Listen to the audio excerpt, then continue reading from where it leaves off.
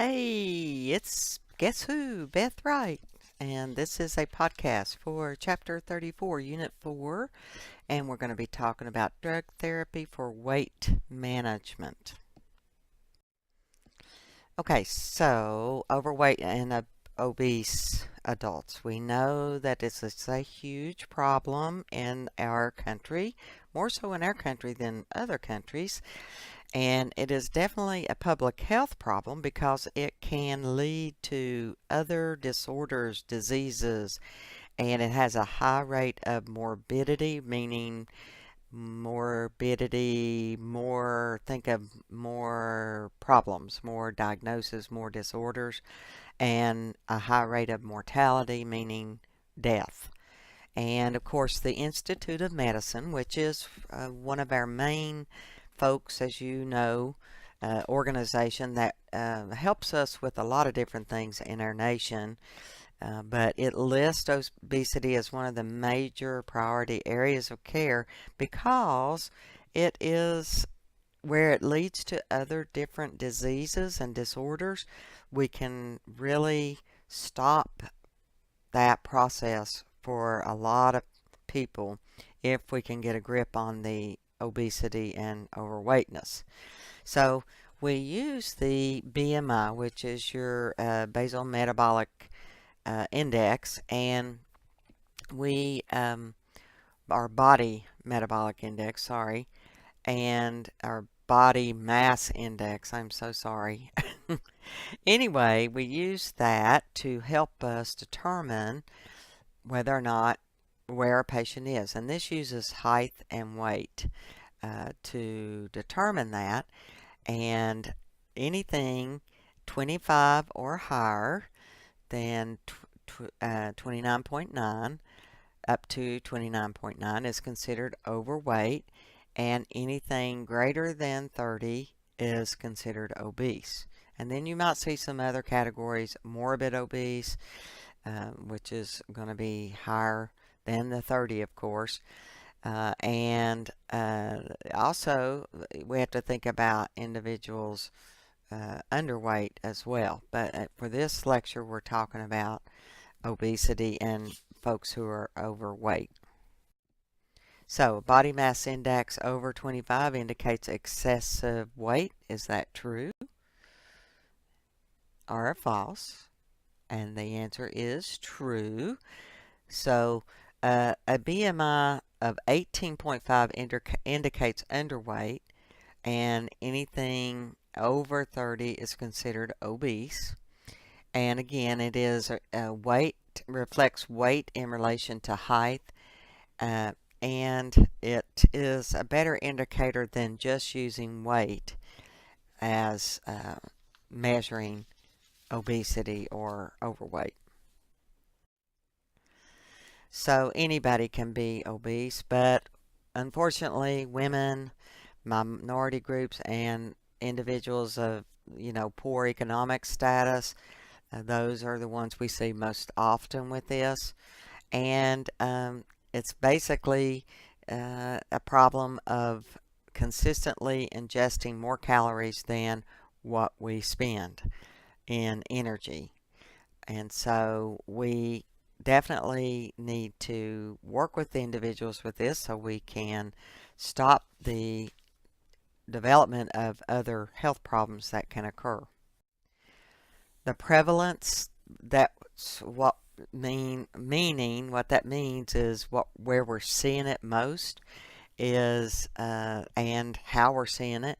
It's definitely increased in the past 25 years, and I think has a lot to do with supersizing things with fast food, more fast foods out there, I mean, and I'm guilty. I love a Pal's sweet tea and hot dog, and so there's more availability of those fast food individuals. Estimated 60% of Americans are overweight or obese, and again, more women than men and are obese, but more men are overweight than women. So again, the physiological factors are where we have an energy imbalance. So we take in food, too much food, and we don't expend enough of those calories. So eating more calories, exercising less, and the combination of the two causes us to have an excess intake, and then our fat cells increase in both size and number. Sometimes there are genetic factors, similar body types. If you look at families, similar structures or statues of the body can be, a factor as well.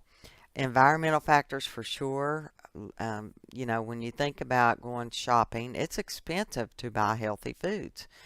And, when you look at the ingredients on canned foods and things, and you see, the lower cost items are uh, not as healthy as your uh, healthier foods. And of course, large portion size. When you go to a restaurant, a lot of times, they give you much more than what we really need. Um, and, we go on the old saying, clean your plate up. Now, there's kids in Ethiopia or wherever that's starving. You need to clean your plate up. A lot of that, I know in my past that was the case. Um, so, when you go to restaurants, though, you see large portion size, and of course, those are all high calorie, typically high calorie foods as well. And of course, then the ADLs, activities of daily living, work activities require very little energy expenditure. So, how many Americans or folks, are truly exercising there where they need to be? And we do have an increased couch potato opportunity. We've got, lots of TV and video computer games and computer use, for sure. That leads to or increases the amount of sedentary lifestyle instead of us getting up and going. And, you may have seen commercials on TVs where the athletes, professional athletes, have gotten the 60-minute workout thing instituted in high schools or elementary schools to get kids off the couch. Psychological factors can certainly be involved here as well.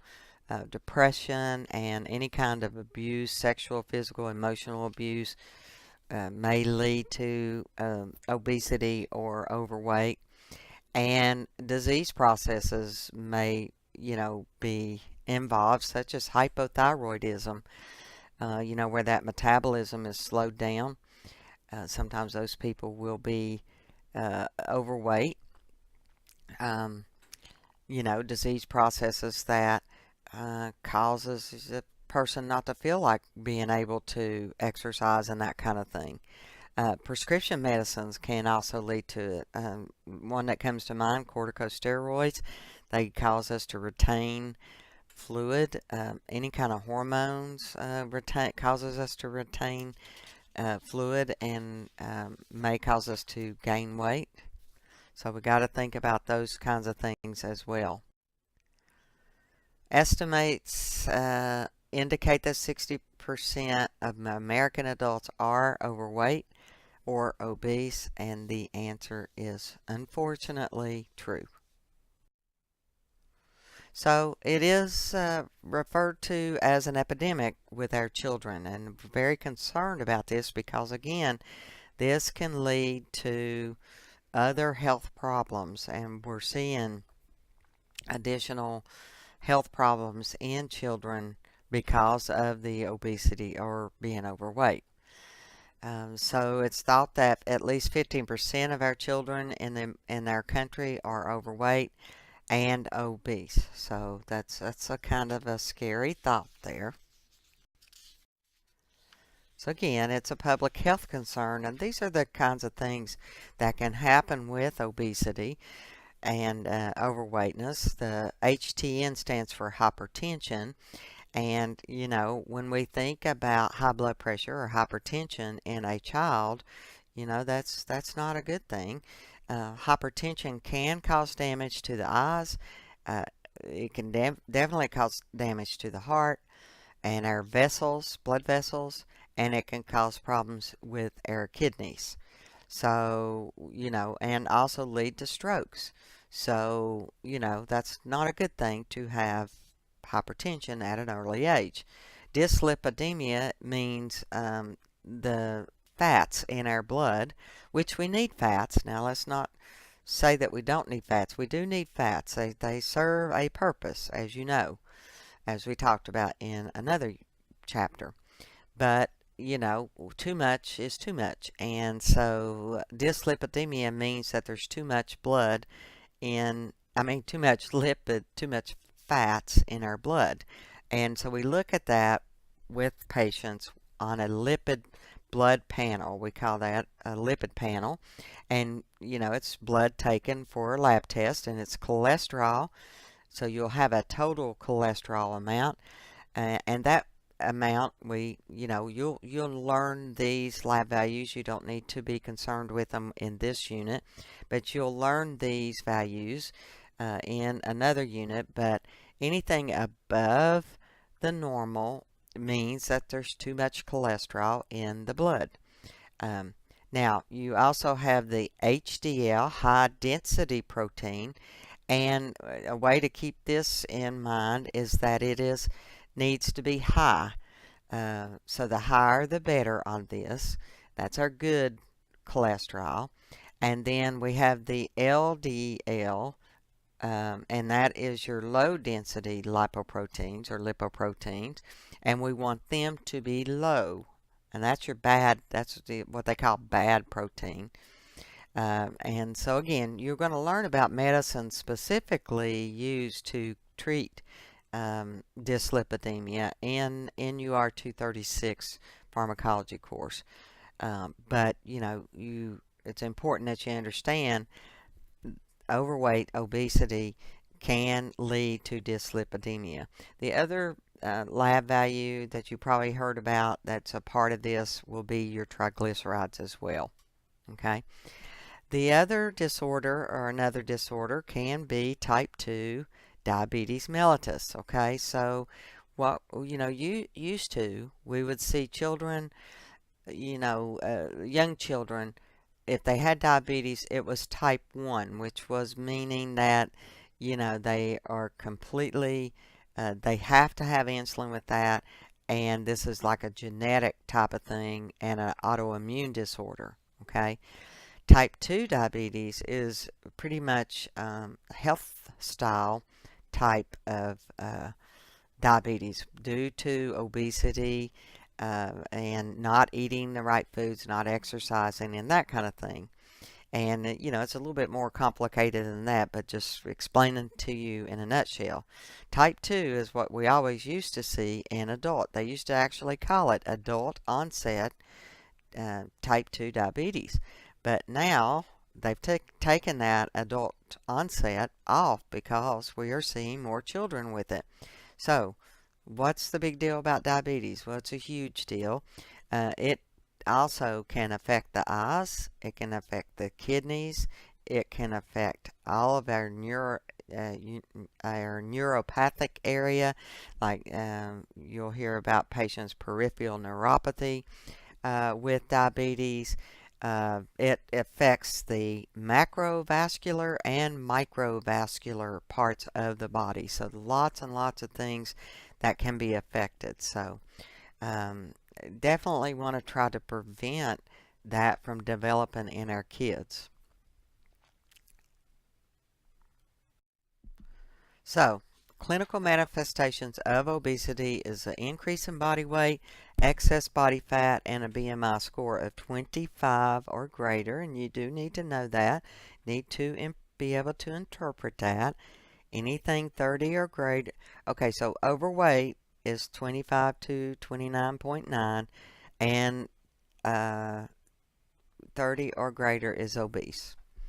So other findings, we may see an increase in those lipids, that lipid panel I was telling you about, or lipoproteins. serum elevated of insulin, meaning that the insulin's not working like it's supposed to, and elevated blood pressure and respiratory difficulties. If someone's obese, they may have sleep apnea or not be able to breathe. Um, the metabolic abnormalities place overweight and obese people in a higher risk, of course, for the hypertension, the heart disease, diabetes, joint problems because of the extra weight on the joints, and sleep apnea.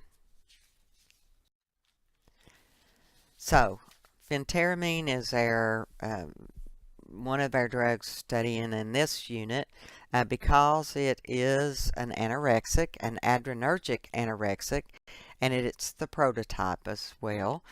And it inhibits the reuptake of both serotonin and norepinephrine, and it causes that appetite suppression. And most commonly reported adverse effects with this is phentermine. With phentermine are nervousness, hyperactivity, dry mouth, constipation, and hypertension. You might see also some tachycardia in there, a fast heart rate. Impotence, insomnia, and unpleasant taste may also be reported as an adverse effect. Orlistat is another type of medication that's used, or other medication. It's an anti-obesity agent, and this is a lipase inhibitor. It works differently than the phentermine. It decreases the fat absorption, and that's how it results in the weight loss and improves serum cholesterol levels also with this, as well as improvement in the low density, decrease in the low density. So it would decrease the total cholesterol and decrease that low density lipoprotein, which is something that we want to see. We want to see the LDL low. It's thought the way it works, it binds to the gastric and pancreatic fats in the GI tract and prevents that absorption. So if it's binding with it and not letting it be absorbed, guess where it's going to come out? Yep, it's going to come out in the stool. Okay. Triglycerides, cholesterol, and fat-soluble vitamins from fat-containing foods pass through the intestines unchanged with this medication, and they are not absorbed. So we got to be careful about patients taking those fat-soluble vitamins if they have to take those. Increasing the dose does not help the amount, does not increase it. So more is not more here. So we need to, of course, teach people about that. Adverse effects: abdominal pain, oily spotting, meaning fecal in the rectum, fecal urgency and incontinence, and flatulence, meaning gas with discharge. So, not knowing whether or not if somebody passes gas, what's going to come along with it. So we might, tell our patients you might want to use some briefs or something there to help with that. Although it's thought that the longer the patient stays on that, those kinds of side effects will improve. Also, they'll have fatty stools and an increase in defecation, meaning an increase in the number of stools. I mean, that's the way it works, so that's what we expect. So, with our clients who are on these medications or want to be on these medications, we got to assess what is their nutritional status, the drinking and eating pattern. Do they have healthy eating, habits? What unhealthy eating habits do they have? The best way to get this from individuals is to ask them to do a food diary for 2 or 3 days, to write down every single thing that they do, because a lot of people, they won't remember different snacks. If they get up at night and head to the refrigerator or to the snack cabinet, they typically don't remember those kinds of things. So if we ask them to write them down, that'll help us get the amount of fats and proteins and carbs that they're taking in, and we can do a calorie count of that as well. So food diary. And obviously we got to look up for those other health problems such as the lipid panel, see what dealing with that, what's their blood pressure or any other cardiovascular problems. We'll have to do a blood sugar glucose level to check on the diabetes. You might find that there are some pre-diabetics there with that. Also, they, having that sleep apnea issues, osteoarthritis, or other musculoskeletal disorders such as back injuries, obesity, so much abdominal waste, you know, uh, fat content puts extra strain on our back. So there may be some other musculoskeletal problems as well. We need to calculate that BMI and also measure the waist circumference. And then we're going to check any labs that are available, such as that lipid panel and also glucose levels. We also want to look at the HDL on the cholesterol as well. And if there's not any available labs, then we can ask the patient if the physician, their healthcare providers, ever told them that they have high levels of those cholesterol or blood sugar. Want to look at all their medicines, both prescription and non-prescriptions. Include the herbs and the vitamins and any kind of dietary supplements. And we want to look at is there any list of drugs that they have for treating health problems associated with obesity, and is there any drugs that may promote weight gain or any products used for weight loss. Along with eating, we need to assess their physical activity pattern as well. How active are they, both in work and recreation? Now, I've always heard that work activity doesn't count, but it's still activity. So we need to get an assessment of both. And what's their motivation to lose weight? Now, it's tough. It's tough to lose weight. What's their concerns about the weight? And do they, again, are they motivated to work on weight loss? And have they used any over-the-counter products? Or there's goodness sakes, there's all kinds of advertisements out there for all kinds of weight loss products. So what have they used in the past? And we need to know that. Also, support groups. Overeaters Anonymous is an example of one. We want to be a reliable source of information for patients, and knowing about those weight loss products and programs.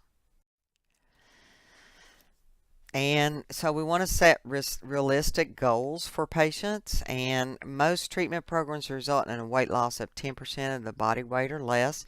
And so one thing we got to expect is or one thing that we want to emphasize is if we get the weight loss, we want to keep that weight loss. We don't want something that happens rapidly and then next thing you know you put that weight right back on. We want something that's going to be sustainable, and many times that means a total lifestyle change when we're talking about changing our diet. And it does not only for just the patient, it could be for the entire family, which is not a bad thing, but everybody has to be on the same page when that happens. Got to let the patients know about health risks associated with being overweight and obesity. It's very important that we do that. And the goal of 5 to 10% of body weight is reasonable. And, of course, this would need to be discussed with their healthcare provider as well. We want to identify factors that support that weight loss and efforts that sabotage it as well. And, of course, promote the exercise and activity. And, again, we need to be sure to check with the healthcare provider about exercise and activity, make sure that that is okay based on what and all other conditions they may have going on. And then we want to also encourage any effort toward improving diet. I mean, if they come in and, we see that they have a decrease in their lab values and they've lost a little weight, we want to be their cheerleader and coach them on and, cheer them on. It's a way to go and be constantly encouraging because, again, this is hard. It's not an easy feat to do, so we want to encourage them to do that. And then, of course, the nursing process we want to evaluate. So we're going to weigh that patient at regular intervals and measure that waist circumference. We're also going to look at those labs, the lipid panel, blood sugars. We're going to check the blood pressure. We're going to evaluate for therapeutic effectiveness, but we're also going to evaluate for adverse effects of the medication or whatever it is that they're using to help curb their appetite. All right, this concludes your podcast.